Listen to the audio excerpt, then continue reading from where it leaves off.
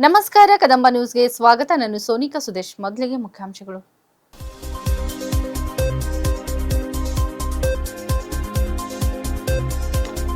ಹುಮ್ನಾಬಾದ್ನಲ್ಲಿ AICC ಅಧ್ಯಕ್ಷ ಮಲ್ಲಿಕಾರ್ಜುನ್ ಖರ್ಗೆ ಜನ್ಮದಿನ ಸಂಭ್ರಮ.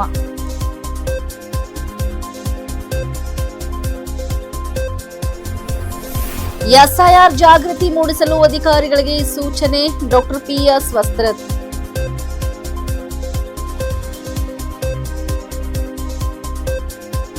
ಬರಿಚಾಹಿ ಉದ್ಯಾನವನದಲ್ಲಿ ಎಸ್ಐಆರ್ ಕುರಿತು ಜಾಗೃತಿ ಮೂಡಿಸಿದ ಬಿಜೆಪಿ ಮುಖಂಡ.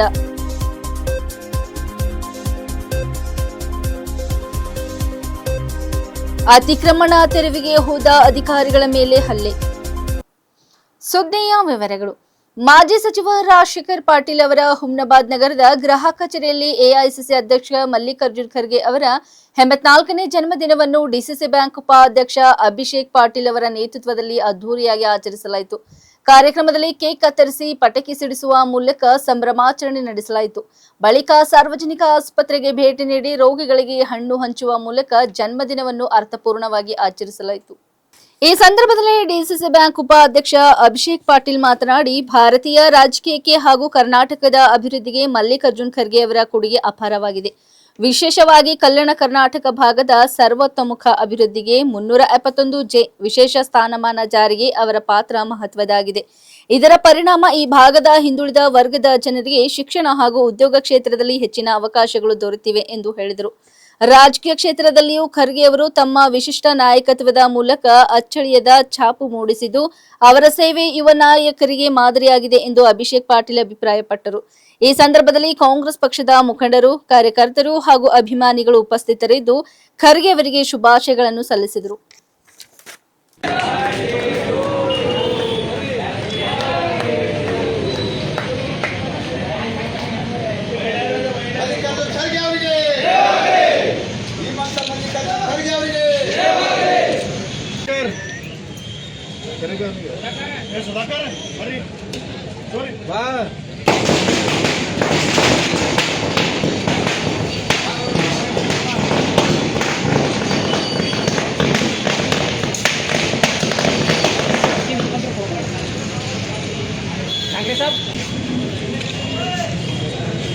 ಮಲ್ಲಿಕಾರ್ಜುನ್ ಖರ್ಗೆ ಅವರಿಗೆ, ಮಲ್ಲಿಕಾರ್ಜುನ್ ಖರ್ಗೆ ಅವರಿಗೆ, ರಾಷ್ಟ್ರೀಯ ಅಧ್ಯಕ್ಷರಾದ ಮಲ್ಲಿಕಾರ್ಜುನ್ ಖರ್ಗೆ ಅವರಿಗೆ, ಸೋನಿಯಾ ಗಾಂಧಿ ಅವರಿಗೆ, ರಾಹುಲ್ ಗಾಂಧಿ ಅವರಿಗೆ, ಮಲ್ಲಿಕಾರ್ಜುನ್ ಖರ್ಗೆ ಅವರಿಗೆ, ರಾಜಶೇಖರ್ ಪಾಟೀಲ್ ಅವರಿಗೆ, ಮಲ್ಲಿಕಾರ್ಜುನ್ ಖರ್ಗೆ ಅವರಿಗೆ, ಕಾಂಗ್ರೆಸ್ ಪಕ್ಷಕ್ಕೆ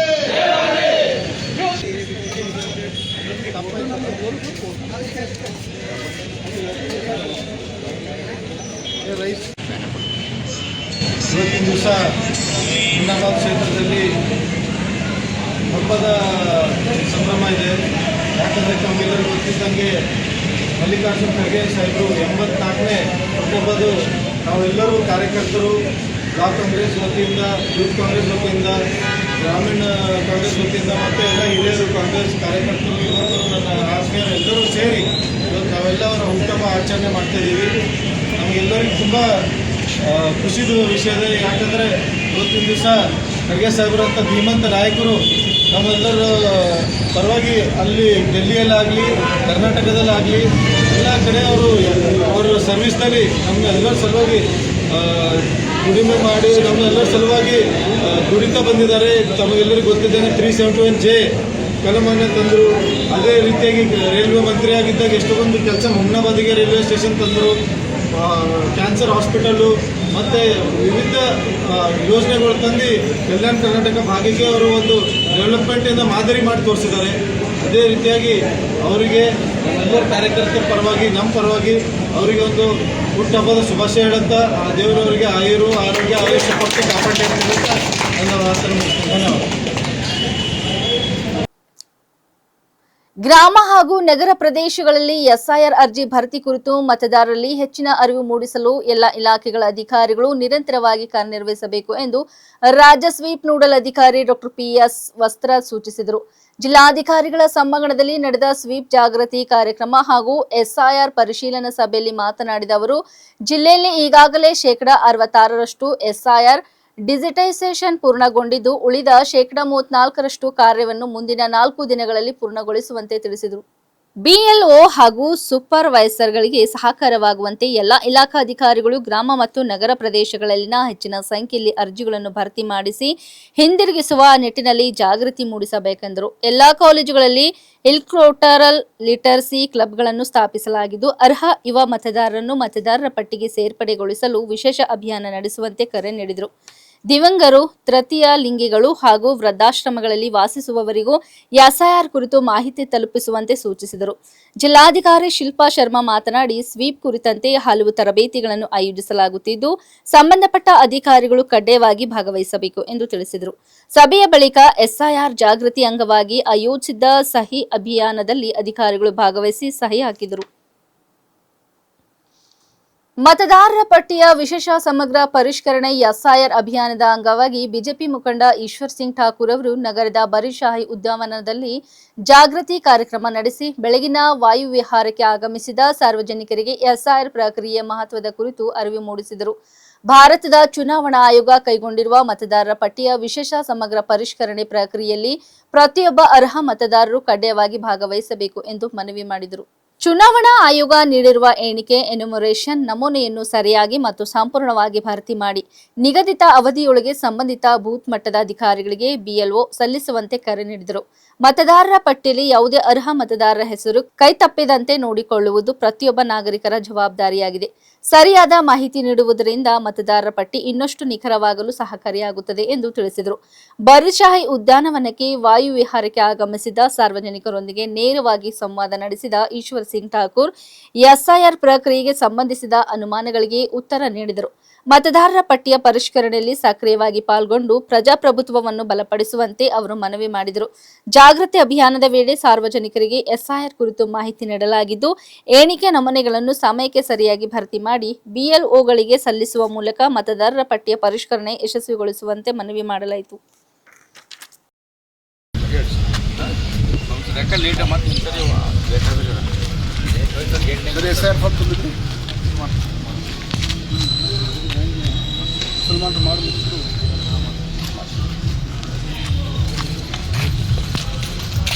कसरत को बोलो, कसरत करते वो कसरत ನಿಂಬಲ್ಲೆಲ್ಲ ಕೊಟ್ಟಿದೆ ಅವ್ರಿಗೆ ತುಂಬೇರೋದು ತಗೊಂಬೋದು. ನಮ್ದು ಮಾವದ ಅಣ್ಣಂದ ನಡೀತದ್ರಿ ಅಂದ್ರೆ ನಿಮ್ಗೆ ಅಂದ್ರೆ ನಮ್ಮ ಅತ್ತಿ ಮಾವ ನಂದು ಬಿದರ್ಕೆ ಅದ ಹಾ ಬಟ್ ಅವ್ರು ಗುಲ್ಬರ್ಗದವರು. ಸೊ ನನ್ನ ಹಸ್ಬೆಂಡ್ ಅತ್ತಿ ಮಾವ ಅವ್ರದ್ದು ಅಂದ್ರೆ ಅವ್ರದ್ದು ದೊಡ್ಡಪ್ಪ ಹಚ್ಬೋದಾ? ಹಚ್ಚಿ 2002 ಸಿಗ್ಲಿತ್ತಿಲ್ಲ ಸರ್. ಆಕ್ಚುಲಿ ಓಟೇ ಹಾಕಿಲ್ಲ ಆ ಟೈಮ್ನಾಗ. ಇಲ್ಲ ಹಾಕದೇ ಇರಲಿ, ಅದಕ್ಕಿಂತ ಮುಂಚೆನೂ ಹಾಕಿರ್ಬೇಕಲ್ಲ. ಮುಂಚೆ ಹಾಕ್ಯಾರ. ಹಾಕಿದ್ರೆ 2002 ಪಟ್ಟಿ ಒಳಗೆ ಅವ್ರು ಎಲ್ಲಿ ಓಟ್ ಹಾಕಿದ್ರು ಅಲ್ಲಿ ಹೆಸರು ಇರ್ತದೆ. ಬಟ್ ಕೇಳ್ಬೇಕಾಗ್ತದೆ ಅದು. ಇಲ್ಲ ಇರ್ತದೆ. ಅಲ್ಲಿ BLO ಕೇಳಿದ್ರೆ ಗೊತ್ತಾಗ್ತದೆ. ಇಲ್ಲ ಅವರು ಎಲ್ಲಿ ಅವ್ರದ್ದು ಯಾವ ಮನೆ 2002 ಒಳಗೆ ಅಲ್ಲಿ ಯಾವ ಬೂತಿನೊಳಗೆ ಅವರು 2002 ಹಾಕಿರ್ಲಿಕ್ಕಿಲ್ಲ. ಅಂದ್ರೆ ಹಿಂದೆ ಹಾಕಿರ್ಬೇಕು. ಅದು ಆ ಬೂತ್ ನಂಬರ್ ಕೇಳ್ಕೊಂಡ್ ಬಿಡ್ರಿ, ಅದು ವೋಟರ್ ಲಿಸ್ಟ್ ಸಿಗ್ತದೆ. ಅಲ್ಲಿ BLOಗಳು ಸರ್ಕಾರಿ BLO ಕೆಲಸ ಮಾಡ್ತಾ ಇದಾರೆ. ಆ ಬೂತಿನಾಗ ಹೋಗಿ 2002 ಪಟ್ಟಿ ಅವ್ರ ಕಡೆ ಇರ್ತದೆ. ನಾವು ಸ್ವಲ್ಪ ನೋಡ್ಕೊಂಡ್ರೆ ಸಿಗ್ತದೆ. ಸರ್ ಇನ್ನೊಂದು ನಾ ಲೈಫ್ದಾಗಿ ಒಂದ್ಸಲೂ ಓಟ್ ಹಾಕಿಲ್ಲ. ನಂದೇನು ಪ್ರಾಬ್ಲಮ್ ಇಲ್ಲ. ಬಟ್ ನಮ್ಮ ಪಪ್ಪ ಅಮ್ಮಂತ ಹಚ್ಬೋದಲ್ಲ ನಾ? ಹೌದು. ಇಲ್ಲ ಈಗ ನಿಮ್ ಹೆಸರು ಇದೆಯೋ ಇಲ್ಲೋ? ಇದೆ ವೋಟರ್ ಐಡಿ ಇದ್ರೆ ನೀವು ತುಂಬಿಡಿ. ನಿಮ್ ತುಂಬಿ, ಯಾಕಂದ್ರೆ ನಿಮ್ದು 2002 ಒಳಗೆ ನಿಮ್ದು ಓಟ್ ಇರುವುದಿಲ್ಲ. ಯಾಕಂದ್ರೆ ಬಿಲೋ 40 ಇರುವುದಿಲ್ಲ. ಅದಕ್ಕೆ ತಾವು ಅಪ್ಪದು ಅಮ್ಮಂದು 2002 ತುಂಬಬೇಕು. ತುಂಬಿದ ಫಾರ್ಮ್ ನಿಮ್ಗೆ ಹಾಕ್ತಾರೆ, ಯಾವ ರೀತಿ ತುಂಬೇಕಂತ ಹೇಳಿ ಆ ರೀತಿ ತುಂಬಿಡಿ. ನೀವು ನಂಬರ್ ತಗೊಂಡ್ಬಿಡಿ. ನಾನು ಈಶ್ವರ್ ಸಿಂಗ್ ಅಂತ. ಶಿವಾಜಿನಗರದ ಫುಟ್ಪಾತ್ ಅತಿಕ್ರಮಣ ತೆರವುಗೊಳಿಸಲು ತೆರಳಿದ್ದ ಗ್ರೇಟರ್ ಬೆಂಗಳೂರು ಪ್ರಾಧಿಕಾರದ ಜಿಬಿಎ ಅಧಿಕಾರಿಗಳು ಮತ್ತು ಸಿಬ್ಬಂದಿ ಮೇಲೆ ಬೀದಿ ಬದಿ ವ್ಯಾಪಾರಿಗಳು ಇಂದು ಹಲ್ಲೆ ನಡೆಸಿದ್ದಾರೆ ಎಂದು ಆರೋಪಿಸಲಾಗಿದೆ. ಬೆಂಗಳೂರು ನಗರ ಅಭಿವೃದ್ಧಿ ಸಚಿವ ಕೃಷ್ಣ ಬೈರೇಗೌಡ ಅವರ ಸೂಚನೆಯ ಮೇರೆಗೆ ಬೃಹತ್ ಬೆಂಗಳೂರು ಪ್ರಾಧಿಕಾರದ ಅಧಿಕಾರಿಗಳು ಫುಟ್ಪಾತ್ಗಳಲ್ಲಿನ ಅತಿಕ್ರಮಣವನ್ನು ತೆರವುಗೊಳಿಸುವ ಕಾರ್ಯಾಚರಣೆ ನಡೆಸುತ್ತಿದ್ದಾರೆ. ಇಂದು ಜಿಬಿಎ ಅಧಿಕಾರಿಗಳ ತಂಡವೊಂದು ಶಿವಾಜಿನಗರಕ್ಕೆ ತಲುಪಿದಾಗ ಕೆಲವರು ಹಿಂಸಾತ್ಮಕವಾಗಿ ವರ್ತಿಸಿ ಸಹಾಯಕ ಕಾರ್ಯನಿರ್ವಾಹಕ ಇಂಜಿನಿಯರ್ ಗೌತಮ್ ಹಾಗೂ ಇತರ ಕೆಲವು ಅಧಿಕಾರಿಗಳನ್ನು ರಸ್ತೆಗೆ ಎಳೆತಂದು ಹಲ್ಲೆ ನಡೆಸಿದ್ದಾರೆ ಎಂದು ಆರೋಪಿಸಲಾಗಿದೆ. ಅವರು ರುಚಿತ ಎಂಬ ಮತ್ತೊಬ್ಬ ಅಧಿಕಾರಿಯ ಮೇಲೆ ಪೇಪರ್ ಸ್ಪ್ರೇ ಬಳಸಿದ್ದಾರೆ ಎಂದು ಆರೋಪಿಸಲಾಗಿದೆ. 5 ಶಂಕಿತ ದಾಳಿಕೋರರನ್ನು ಪೊಲೀಸರು ಈಗಾಗಲೇ ಬಂಧಿಸಿದ್ದಾರೆ. ಈ ಕೃತ್ಯದ ಪ್ರಮುಖ ಸೂತ್ರಧಾರ ಬಸವರಾಜ್ ಫುಡ್ಕೋಟೆ ಎಂಬಾತನನ್ನು ಶೀಘ್ರದಲ್ಲೇ ಬಂಧಿಸಲಾಗುವುದು. ದಾಳಿಕೋರರೆಲ್ಲರ ವಿರುದ್ಧ ಕೊಲೆ ಯತ್ನದ ಆರೋಪದಡಿ ಪ್ರಕರಣ ದಾಖಲಿಸಲಾಗುವುದು ಎಂದು ಪೊಲೀಸ್ ಅಧಿಕಾರಿಯೊಬ್ಬರು ತಿಳಿಸಿದ್ದಾರೆ. ಈ ದಾಳಿಯನ್ನು ಖಂಡಿಸಿರುವ ಸಚಿವ ಕೃಷ್ಣ ಬೈರೇಗೌಡ ಘಟನೆಗೆ ಕಾರಣ ಆದವರ ವಿರುದ್ಧ ಕಠಿಣ ಕ್ರಮ ಕೈಗೊಳ್ಳುವಂತೆ ಪೊಲೀಸರಿಗೆ ಸೂಚನೆ ನೀಡಿರುವುದಾಗಿ ತಿಳಿಸಿದರು.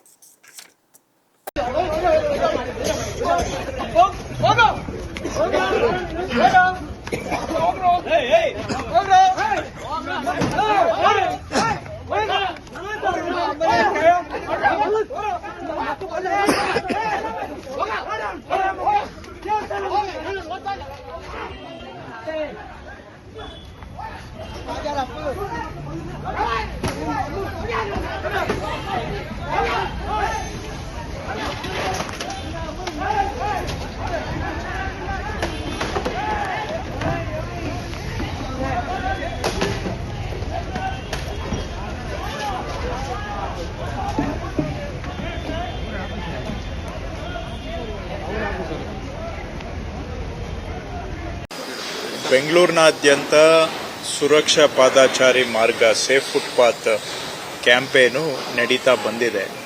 ಈಗಾಗಲೇ ಸುಮಾರು 600 ಕಿಲೋಮೀಟರ್ ಅಷ್ಟು ಫುಟ್ಪಾತ್ನಲ್ಲಿ ಬೇರೆ ಬೇರೆ ರೀತಿಯ ಒತ್ತುವರಿಗಳು, ಕೆಲವರು ಅಂಗಡಿ ಕಟ್ಕೊಂಡು ಮುಂದೆ ಬಂದಿದ್ದು, ಕೆಲವರು ಮೆಟ್ಲುಗಳನ್ನು ರ್ಯಾಂಪ್ಗಳನ್ನು ಇಟ್ಕೊಂಡಿದ್ದು, ಅಡ್ವರ್ಟೈಸ್ಮೆಂಟ್ ಬೋರ್ಡ್ಗಳನ್ನು ಫುಟ್ಪಾತ್ ಮೇಲೆ ಹಾಕಿದ್ದು, ಅದಲ್ಲದೆ ಕೆಲವು ಕಡೆ ಬೀದಿ ಬದಿ ವ್ಯಾಪಾರಿಗಳು, ಹೀಗೆ ಸುಮಾರು 600 ಕಿಲೋಮೀಟರ್ ಉದ್ದದ ಫುಟ್ಪಾತ್ ತೆರವು ಕಾರ್ಯಾಚರಣೆಯನ್ನು ಇಲ್ಲಿಯವರೆಗೂ ಕೂಡ ಮಾಡಿದ್ದೇವೆ. ಆ ಕಾರ್ಯಾಚರಣೆ ಇನ್ನು ಮುಂದುವರೆದಿದೆ.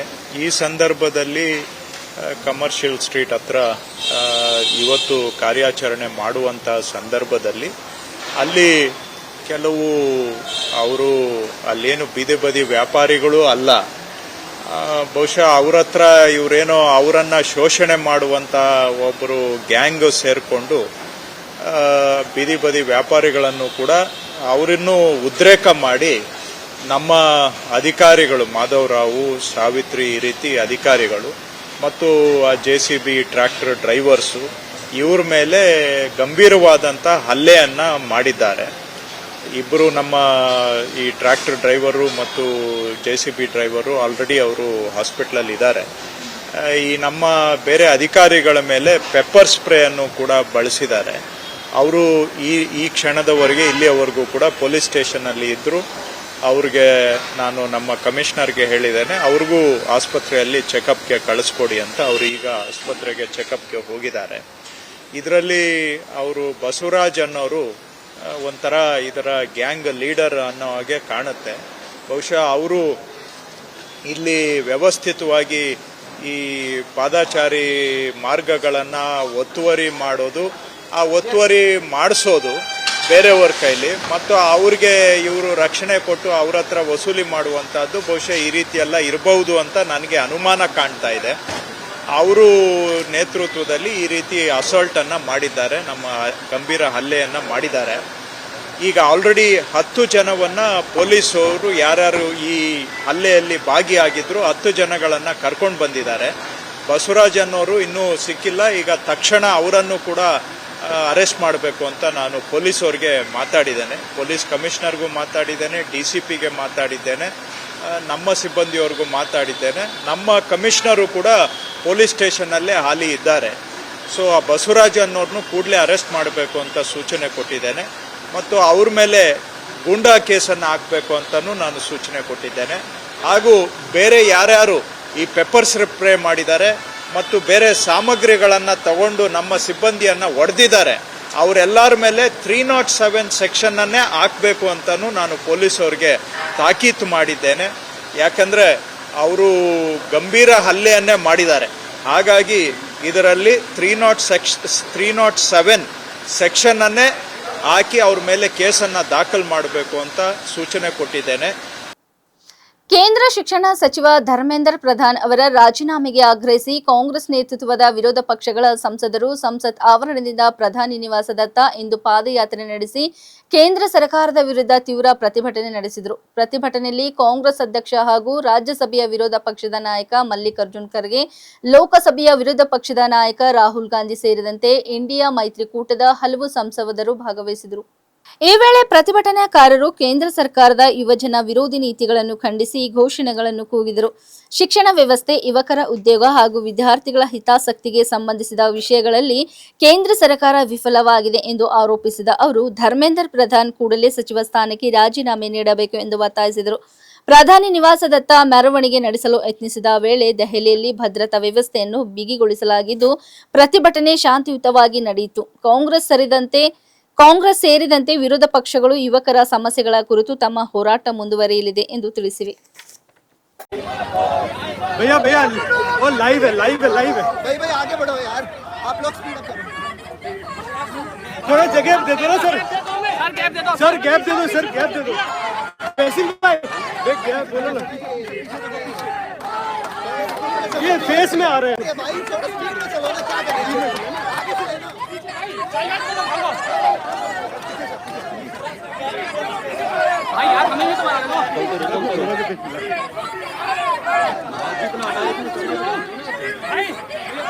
यार आप ही आए जा रहे हो फेस पे तो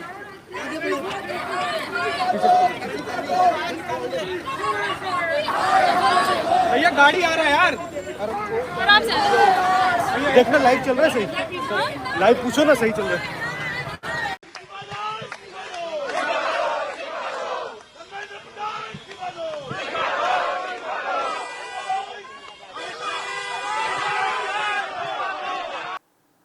ಸಿಕ್ಕಿಂನಲ್ಲಿ ನಿರ್ಮಾಣ ಹಂತದಲ್ಲಿದ್ದ ಸುರಂಗದಲ್ಲಿ ಸಂಭವಿಸಿದ ಭೀಕರ ಮಿಥೇನ್ ಅನಿಲ ಸ್ಫೋಟ ಹಾಗೂ ಭೂಕುಸಿತದಿಂದ ಕನಿಷ್ಠ 10 ಕಾರ್ಮಿಕರು ಮೃತಪಟ್ಟಿದ್ದು ಸುರಂಗದೊಳಗೆ ಇನ್ನೂ 27 ಮಂದಿ ಸಿಲುಕಿರುವ ಹಿನ್ನೆಲೆಯಲ್ಲಿ ರಕ್ಷಣಾ ಕಾರ್ಯಾಚರಣೆ ಮುಂದುವರೆದಿದೆ. ನಾಮ್ಚಿ ಜಿಲ್ಲೆಯಲ್ಲಿರುವ ಎನ್ಎಸ್ಟಿ ತೀಸ್ತಾ ಹಂತ 6 ಜಲ ವಿದ್ಯುತ್ ಯೋಜನೆಗಾಗಿ ನಿರ್ಮಿಸಲಾಗುತ್ತಿರುವ ಸುರಂಗದಲ್ಲಿ ಈ ದುರ್ಘಟನೆ ಸಂಭವಿಸಿದೆ. ಘಟನೆಯ ವೇಳೆ ಒಟ್ಟು 27 ಮಂದಿ ಕಾರ್ಮಿಕರು ಎನ್ಎಚ್ಪಿಸಿ ಸಿಬ್ಬಂದಿ ಸೇರಿದಂತೆ ಸುರಂಗದೊಳಗೆ ಕೆಲಸ ಮಾಡುತ್ತಿದ್ದರು. ಇವರಲ್ಲಿ 10 ಮಂದಿ ಮೃತಪಟ್ಟಿರುವುದನ್ನು ಜಿಲ್ಲಾಡಳಿತ ಅಧಿಕೃತವಾಗಿ ದೃಢಪಡಿಸಿದ್ದು ಉಳಿದವರನ್ನು ಸುರಕ್ಷಿತವಾಗಿ ಹೊರತೆಗೆಯಲು ಕಾರ್ಯಾಚರಣೆ ಮುಂದುವರೆದಿದೆ. ಸುರಂಗದೊಳಗೆ ಸುಮಾರು 1.5 ಕಿಲೋಮೀಟರ್ ಒಳಭಾಗದಲ್ಲಿ ಮಿಥೇನ್ ಅನಿಲ ಸಂಗ್ರಹವಾಗಿತ್ತು ಎಂದು ಅಧಿಕಾರಿಗಳು ತಿಳಿಸಿದ್ದಾರೆ. ಭೂಗರ್ಭದ ಕಲ್ಲಿನ ಪದರಗಳಿಂದ ಸಹಜವಾಗಿ ಹೊರಬಂದ ಮಿಥೇನ್ ಅನಿಲವನ್ನು ಹೊರಹಾಕಲು ವೆಂಟಿಲೇಷನ್ ಮಾಡಿದ ಪ್ರಯತ್ನದ ವೇಳೆ ಏಕಾಏಕಿ ಸ್ಫೋಟ ಸಂಭವಿಸಿದೆ ಎನ್ನಲಾಗಿದೆ. ಸ್ಫೋಟದ ತೀವ್ರತೆಗೆ ಸುರಂಗದ ಪ್ರವೇಶ ಭಾಗದಲ್ಲಿ ಭೂಕುಸಿತ ಉಂಟಾಗಿ ಹೊರಬರುವ ದಾರಿ ಸಂಪೂರ್ಣ ಮುಚ್ಚಿ ಹೋಗಿದೆ. ಘಟನೆಯ ತಕ್ಷಣ ಕೆಲ ಕಾರ್ಮಿಕರು ಸುರಕ್ಷಿತವಾಗಿ ಹೊರಬಂದರು, ಹಲವರು ಸುರಂಗದ ಆಳದಲ್ಲಿ ಸಿಲುಕಿಕೊಂಡಿದ್ದಾರೆ.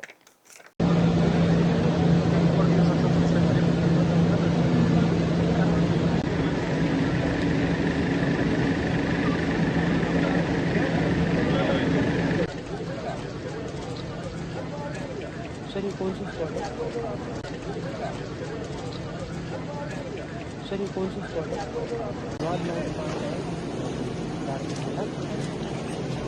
लिख करके लाएगा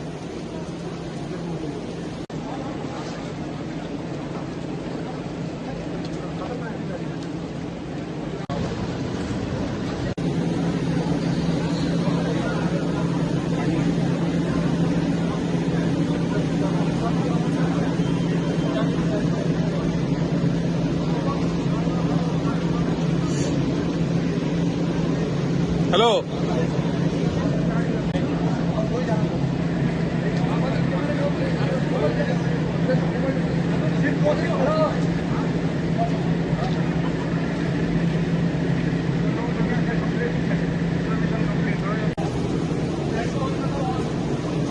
मैं मैकेनिकल डिपार्टमेंट में काम करता हूँ।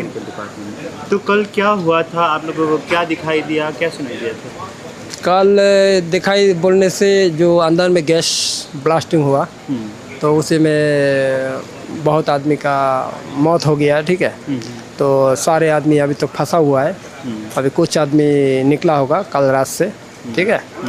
10-12 आदमी निकल गया, अभी तो रेस्क्यू वगैरह सब चल रहा है।